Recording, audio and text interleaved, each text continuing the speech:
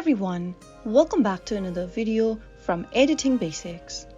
In this tutorial, I'm going to be showing you how to add filters in SnapSeed. Adding filter in SnapSeed allows you to enhance your photos with various styles and effects. So here's how you can do it.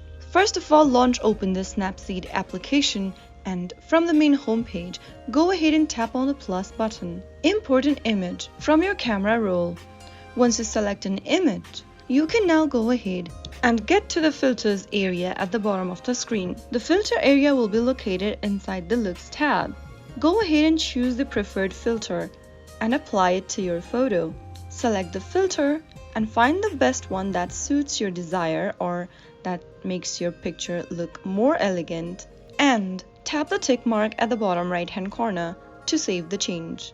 Now export your picture by tapping on the export button at the bottom right hand corner and save the edited images on your device's camera roll by tapping on the save button on the screen. You can also export the image to various platforms or app installed on your device by tapping on the export button. That is how you will be able to add filters on SnapSeed.